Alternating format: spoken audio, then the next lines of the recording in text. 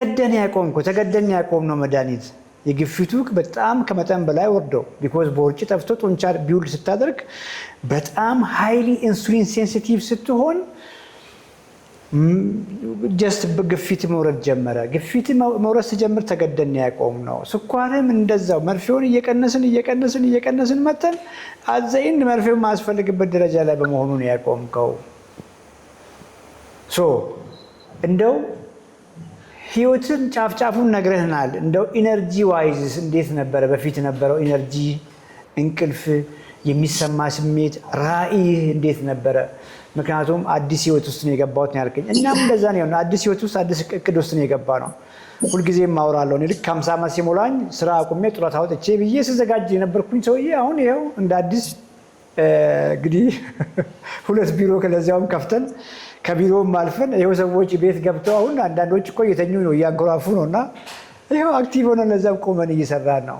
ምንም ግነት የለውም። እና እስቲ በፊት የነበረህን ህይወት ኢንጀነራል የነበረህን ተስፋ በተለይ እንግዲህ አስበው። አይንህ መጎዳቱ ተነገረ፣ ህክምና ጀመርክ። እሱንም ሂደት እንደው ብትነግረን ደስ ይለኛል። እዛ ፎሎ አፕ እያደረክ ነው እንግዲህ ያቺን አይን አጣሃት። ሌላም ዜና ሰማ፣ ይሄ አይንህም እየተጎዳ ነው ምናምን እንግዲህ የሚል ዜና ሁሉ ሰምተ ነበረ። አሁን ኮምፕሊትሊ ሁሉ ነገር ፐርፌክት መሆኑን አውቃለሁ። እንግዲህ እኔ በትክክልም በግልጽም ስለምናወራ በውስጥ እና ይሄን ፕሮግራም እየሰሙ ያሉ ሰዎች በሁለት መንገድ ላይ መንታ መንገድ ላይ ሆኖ ሊሆን ይችላል። ሁልጊዜም እንደምንለው የኛ ፕሮግራም ማንንም ሰው መድኃኒት አቁሙ አይደለም የሚለው፣ መድኃኒት ውሰዱ ነው የምንለው። መድኃኒት ማቆም ካለባችሁም ከህክምና ባለሙያዎቻችሁ ጋር ተነጋገራችሁ ነው የምንለው። የህክምና ባለሙያው እኔን ጨምሮ መድኃኒት የምናቆመው ተገደን ነው። በቃ ተገደን ማያስፈልግበት ደረጃ ላይ ሲሆን ነው የምናቆመው። በዚያ መልክ አንደርስታንድ እያደረጋችሁ ቅድም እንዳልኩት መድኃኒቶቻችሁን እየወሰዳችሁ መስራት የሚገባችሁን ስራ ስሩ ነው ብዬ የማውራውና ፕሊስ የዝቋላዋን ታሪክ አት ዘ ሴም ታይም በፊት የነበረህን ህይወትና አሁን ያለህን ኮምፒውተር አድርገህ ትንሽ አጫውተን። ጊዜ ያለን አትጨነቅ። እሺ ዶክተር፣ እንግዲህ 86 ኪሎ የነበርኩ ጊዜ ምልክቶች በደንብ ይመጡ ነበር ወደ እኔና ኩላሊቴ ላይ ፔን ይኖራል፣ ልቤ ላይ ድካም አለ፣ እንቅልፍ ሌሊት ከ7 ሰዓት በኋላ እስከ 10 ሰዓት ነቃና አይወስደኝም፣ መድከም፣ ድካም በጣም የማስተናግደው እውነት ለመናገር። ከዛ በኋላ ትንሽ የሱቅ ነበረች ያለችኝ። ምሳ ከበላው በኋላ ይህንን አይነት ውጭ ቡና ጠጥቼ ለ1 ሰዓት ያህል ወይ ለ1 ሰዓት ተኩል ሱቁን ዘግቼ እተኛለሁ። ስለ እውነት ነው የምነግርህ። በቃ ይወስደኛል፣ በደንብ ወስዶኝ። ከዛ በኋላ ያልበዛ ሰውነቴ ይንቀጠቀጣል፣ እጅና እግሬ በጣም ይንቀጠቀጣል እና በቃ የሆነ ነገር ስልችት ይላል። አንዳንድ ጊዜ እውነት ለመናገር ዘግቼ ወደ ቤት ሄጄ እተኛለሁ። የለኝም በቃ ምንም አቅም የለኝም እና ይሄ ነገር እየጨመረ መጣ። ሁለተኛ አይኔ ላይ ምን ምልክት መጣ? እነዚህ ፖሎች ወይ ኮለን ቀጥ ብዬ ሳይ ዚግዛግ የመስራት ነገር መጣ።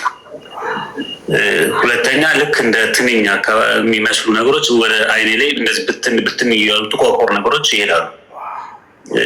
የሆነ ነገር ባዕድ ነገር ነው ብዬ ሳይ አይደለም፣ የአይኔ ችግር ነው ይሄን ነገር የሚያመጣው እና ወደ ሕክምናው ሄድኩኝ። እዛው ሕክምና ላይ ስኳር ማስተካከል ነው ያለኝ ዶክተር ደስታው። እዚህ እንትን አካባቢ ያለ ሐኪም በጣም ጎበዝ ነው፣ የስኳር ሐኪም ነው። አንተ ስኳርን ካላስተካከልክ ሌላው ነገር ሊስተካከል አይችልም ያለኝ። እንደምን አድርገህ ታስተካክላለህ? እንደው ላስቆምህና እንደው አንዳንዴ እስኪ አሁን ቆም ብለን እንደው ነገሮችን እንድንረዳ ሁልጊዜም እኔም ስል እኮ የኖርኩት ነው። ስኳርን ተቆጣጠር ብዬ ነው ታካሚ ላይ ብዙ ጊዜ የምናገረው መጫውና አያረላም ክፍተት እዛ ጋር እንዴት እንዳለ እኛ ነን እኮ መንገር የነበረብን። ልክ አሁን በምናወራው መንገድ ዱዚስ ብለን በትክክለኛ መንገድ ስኳርን ተቆጣጠር፣ ስኳርን አስተካክል፣ ግፊትን አስተካክል። እንዴት አድርገህ ታስተካክል? ቀጥል ፕሊዝ። እሷ ነገር ናት። አሁን እኔ ሁሉን ነገር ለመሞከር ምንም አልታክትም፣ ለመሞከር አልታክትም። ምክንያቱም መድኃኒት መወጋቱ፣ እንቅልፍ ማጣቱ፣ ድካሙ ይሄ ስኳር በሽተኛ ነው መባሉ፣ የአይን እንደዚህ አይነት ነገር መምጣቱ ከምንም አይበልጥም። አድርግ የተባልኩትን ነገር ለመሞከር እርግጥ እንትን ነበርኩ፣ ቁርጠኛ ነበርኩኝ እና በዛም እንትን ነው የአንተን ቪዲዮ በ12 ያየሁት። አንተ መስከረም 1 እንትን ብለህ መስከረም 12 ነው ያየሁት። መስከረም 12 አየሁኝና ኮምፕሊትሊ መስከረም 13 ላይ ጀመርኩት። መስከረም 13 ጀመርኩኝ። መስከረም 16 ቆሜ ነው የማልኩት። ምንም አይነት ባዕድ ነገር ከአንተ እንትን ውጪ ላለመጠቀም በእግዚአብሔር ስም በመቤት ስም አልኩኝና ላለመመለስ ወስኜ ወደዚህ አይነት ነገር ገባሁኝ። ከዛ በኋላ አይኔ ላይ ሕክምና እያደረግኩኝ ሁለቱም ግዴታ በጨረር መመታት ነበረበትና ሌዘር መሰራት ነበረበትና ሌዘር ተሰራ ነው የተባልኩት። ምክንያቱም ደም ስሮቹ ደም ይዘው ወደ አይንህ እየወጡ ነው። ያን ጊዜ በበዛ ቁጥር ደግሞ አይንህ ያው ከመጥፋት ወደኋላ አይልም። እንደውም አንድ ሐኪም ቤት ሂጄ ሁለቱም ይጠፋል ነው ያለኝ። ሁለቱም ኮምፕሊትሊ ሁለቱም ይጠፋል ነው ያለኝ እና ደነገጥኩ። የሚገርም እንደ ሌላም ነገር ተሰማኝ፣ ደነገጥኩኝ። ከዚህ በኋላ በመሪ ነው የሚሄደው ማለት ነው አልኩና እንትን አልኩኝ። ከዛ እስኪ ለአንድ ደቂቃ በመሀረብ ወይ በሻርፕ አይናችሁን ሰሩትና ቤት ውስጥ ተንቀሳቀሱ። አትችሉም። በቃ በጣም ከባድ ነው፣ እጅግ በጣም ከባድ ነው። መብራት ጠፍቶ እንኳን ከአንድ ቦታ አንድ ቦታ ማንም አይሄዳትም ቤት ውስጥ እና ያንን አሰብኩት። ከዚህ በኋላ በመሪ ነው የሚሄደው ማለት ነው። ለልጆችስ ምንድን ነው የማቆመው? ምንድን ነው እንትን የምለው? የትኛውስ ልጅ ነው የሚመራኝ?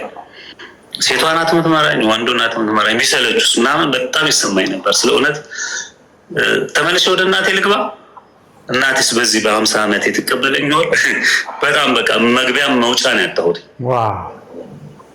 ከዛ ነው እንግዲህ ሕክምናውንም እያደረግኩኝ ያንተን ነገር ስሞክረው ከቀን ወደ ቀን የስኳር መጠኔ እየቀነሰ ሲመጣ አንደኛው ላይ በተለይ ግራ አይኔ ላይ ያለው ነገር የተሻለ ስሜት መጣብኝ። እነዚህ ጥቋቁር ነገሮች ጠፉ።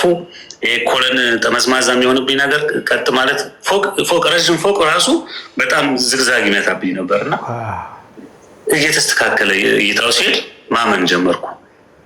አንተ ከመተላትን ነገር በቀን 4ቱን አዳምጥ ነበር ዶክተር፣ ያንተን 4ቱን አዳምጥ ነበር። ከዛ ውስጥ ለእኔ የሚጠቅመኝን እወስዳለሁ፣ እኔ ላይ ያለብኝን ነገር እወስዳለሁ። በቃ እያልኩኝ በቃ እንደው ብዙ ስቃይ ያሳለፍኩኝ። እግዚአብሔር ይስጠው፣ ኪሎዬም አወራረዱ ቆንጆ ነበር። ያው የሰው እይታ መጥፎ ነው ዶክተር። በጣም 20 ኪሎ ነው የወረድኩት በ4 ወር አካባቢ 5 ወር አካባቢ 20 ኪሎ ነው የወረድኩት። ያንን ስወርድ ሙሉ አካሌን የቀነሰው። የዛን ጊዜ ደግሞ ሌላ ስም ተሰጠኝ። የምበላው በጣም ብዙ ነው፣ ኪሎዬ ይቀንሳል፣ የሚሰጠኝ ስም ሌላ ነው። ከዛ እንደውም ኤችአይቪ ይዞታል፣ በጣም በሽተኛ ነው እሱ ምናምን አይነት ነገር መጣ። እኔ ግን ያለኝን ብርታት ማቀውና ያለኝን ለውጥ ማቀው ነው የነበርኩ። በጣም እተኛለሁ። በጠዋት 11 ሰዓት ተኩል በቃ ነቅቼ እንቅልፌን ጨርሻለሁ። ከዛ በኋላ እወጣለሁ። ወጥቼ ረዥም መንገድ ሂጄ ስፕሪት ምትላት ነገር አለች፣ እሷን ሂጄ ተመልሼ መጥቼ ቤተክርስቲያን ገብቼ ጸበሌን ጠጥቼ እንደገና ቤት ገብቼ ቁርሴን በልቼ ወደ ስራ ሄዳለሁ። የቀን እንቅልፍ ጠፋ፣ የቀን ድካም ጠፋ ዶክተር። ረዥም ሰዓት እሄዳለሁ። ያለኝ ጉልበት የተለየ ሆነብኝ። የአይኔ ብርሃን ራሱ ኢቨን ስሳሳት ስቲል ነው 2 ቀን ወይ 1 ቀን ብሳሳት ምግብ አይኔ ላይ ምልክቱ ይመጣል። አሁን ድረስ ብሳሳት አይኔ ላይ ምልክቱ ይመጣል። ስለዚህ አንድ አይን ይዤ እንደገና በአንድ አይኔ እንዴት ነው መጫወት ያለብኝ? አላደርገውም፣ በተአምር አላደርገውም። ከዛ በኋላ ደግሞ መስል መጣ። መስል ሲመጣ ደግሞ ኪሎ እየጨመረ መጣና ከ66 ወርዶ 72 ገባ። አሁን የተስተካከለ ቁመና አለ። ሁሉም እንደገና ያ ወረድክ ያለኝ ሰው በሙሉ አሁን ስታምር ማለት ጀመረ። ስንት ዓመት ልትኖር ነው ማለት ጀመረ። እና የሚገርም ሆነ። በዚህ ሰዓት ግን ብዙ ጓደኞቼን ያው መገደም መቻል ነበረብኝ። አመጋገቤም አካሄድም የተስተካከለ ሲሆን ያው ብዙ ጊዜ ለመጠጥና ለእንትን አይደለ ግሩፕ የሚኖረን እሱ እየተፈታ ሄደ። እሱ እየተፈታ ሲሄድ እኔ እየዳንኩ ሄድኩኝ። ጓደኞቼን ሳላስቀይም ምን ሳልን በቃ እናንተ እችን ተመገቡ፣ እኔ ደግሞ እችን ልመገብ። በተደጋጋሚ በብዛት ተናገርኩኝ። የማይሆን ነገር ሲሆን ያው መስመርህን አልስትም። ምክንያቱም ነገ መጣብኝን አለ። እነሱ ሁለት አይን ይዘው ነው በሁለት አይን የሚጫወቱት። እኔ በአንድ አይን ከነሱ እኩል አልችልም። ከዛ በኋላ አሁን እንዴ እጅግ በጣም ፈጣን ነኝ፣ አይደክመኝም። ሁልጊዜም የወታደር አይነት ስታይል ነው አሁን ያለኝ። በቃ ወታደር የሆነ ስልጠና ውስጥ ገብቷል። ያችን ስልጠና ማጠናቀቅ አለበት። ያቺ ደግሞ በቃ እስከ መጨረሻው ነው የኔ ሊሆን የሚችለው። አንድ ቁርጥ ብትበላ ወይ እናንተ ብሎ የኔ ሰውነት አይችልም ነው። አንድ ለስላሳ የእናንተ ጠጡ የኔ ሰውነት አይችልም። በቃ ስለዚህ ምንም አይነት ነገር ወደዚህ ወደዛ የለም። ፍሬሽ እንቁላልና እርጎ ካለ እኔ ሀብታም ነኝ። የሚገርምህ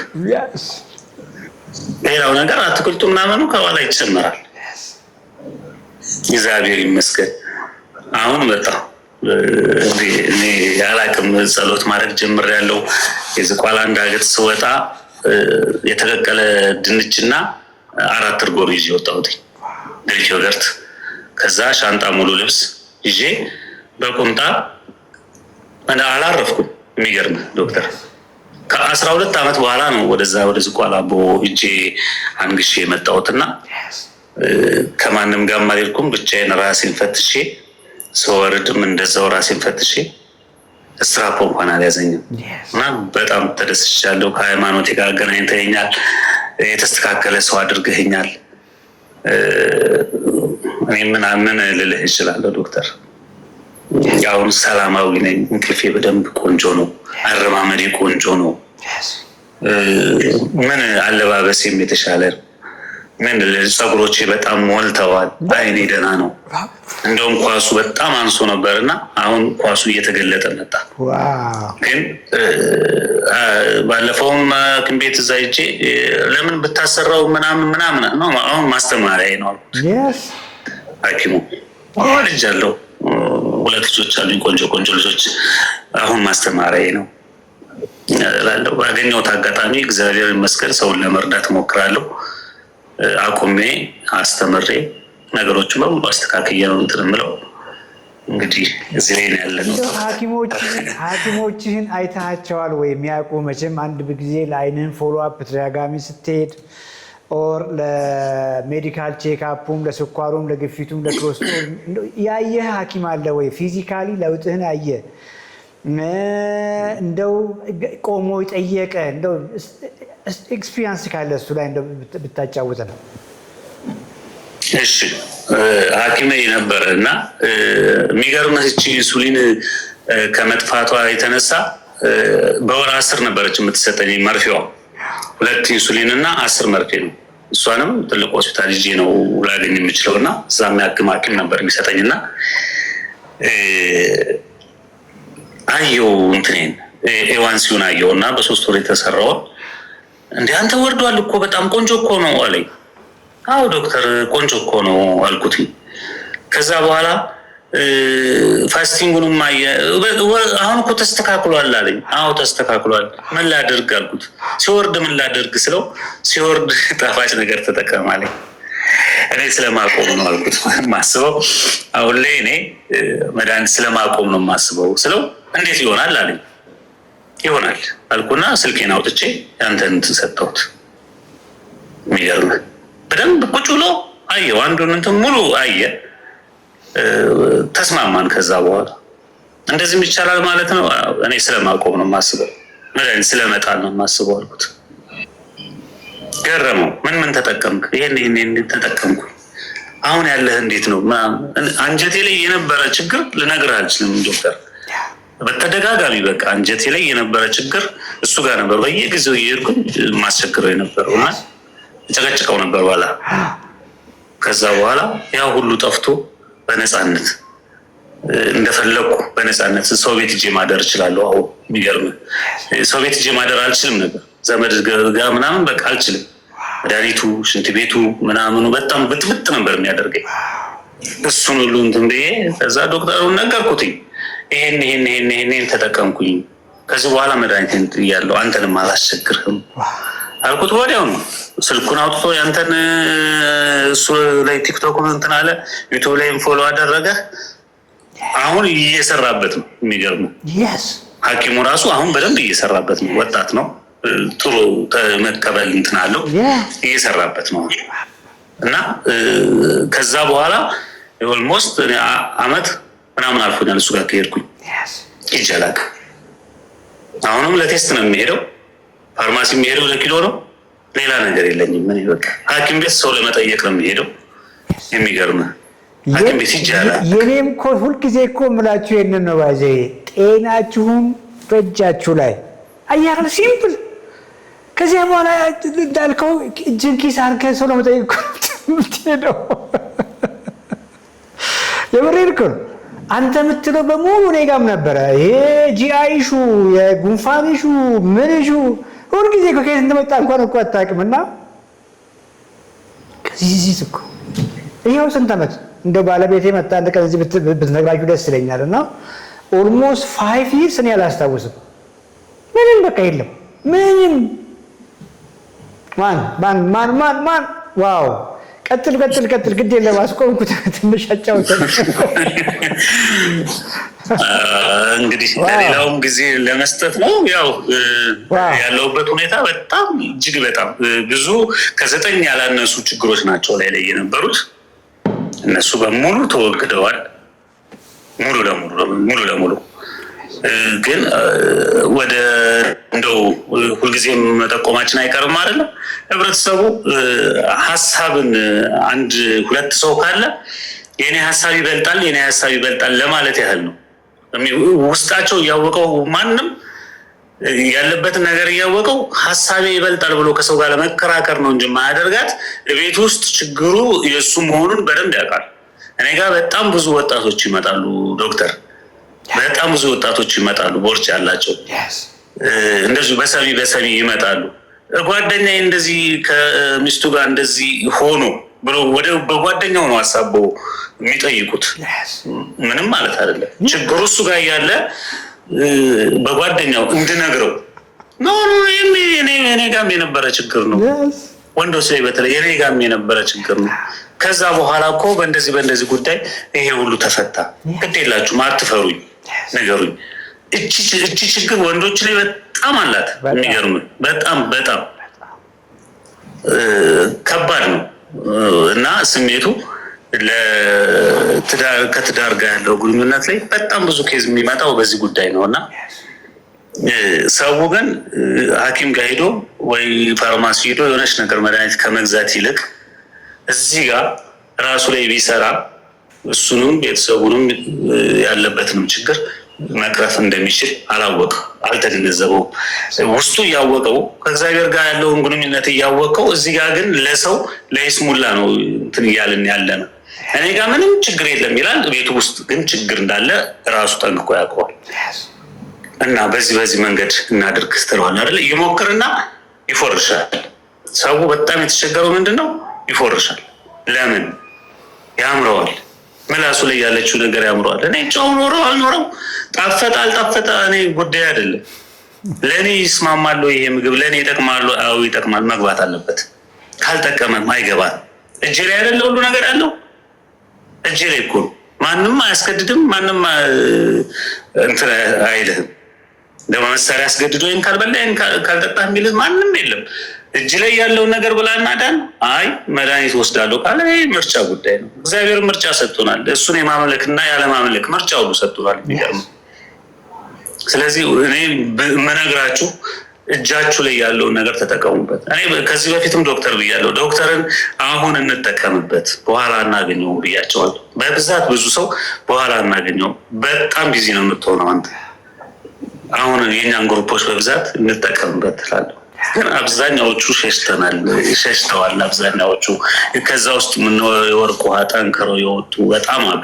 የሚገርም ባለፈው ማየቻት ነበርና እጅግ በጣም ጠንክራ የወጣች በጣም ብዙ ሰዎች አሉ። እነ ጆጆ እና ምናምን አያቸዋለሁ እና በጣም ከዛ ውስጥ እንደው ፍትልክ ብለው ይወጡ አሉ እና ጥቅሙና ጉዳቱ እጃችን ላይ ነው ያለው እና ሰሞኑን ዶክተር እንጠቀምበት እንደሌላው መድኃኒት ማዘዛን አቃተው። አዘናል እሱን ተው 25 ዓመት አዘናል። እንግዲህ 20 ዓመት እንጂ 5 ዓመት እንግዲህ ፕሪስክሪፕሽን ትዝ አይለኝም። አሁን መጽሐፌን ያ የሚረዱኝ ይረዱኛል። ሰሞኑን ጥሪ እያደረግን ነው ባይዘው ይህን ስላስተዋልን ከዚህ በፊት የሻምፒዮንስ አባልም የነበሩ ኦንላይንም ቢሆን ቀጥታ ዳይሬክት መጥተው ገርጂን ቦሌን ጀምረው ራይት ነው እያደረግን ይሄ ብሎ የሚያስቡም ወደኋላ አይቀሩም እየደወልንናቸው ነው። 4ኛ ቀን ነው ይህን ሳስተዋውቅና ካም ኦንላይን የገባችሁ ደውሉና ዳታችሁን ላኩልን። አሁን ያላችሁበትን ቅርብ ያላችሁ ደግሞ ቢሮአችን ክፍት ነው። ኢቭን ለኛ መንበሮች ቀጠሮ እንኳን የለም። ቀጥታ መምጣት ትችላላችሁ በማንኛውም ጊዜ ብለን ማስታወቂያውን እየነገርን ነው። ይሄ አይ ሆፕ ብዙዎችን ይለውጣል ብዬ አስባለሁ።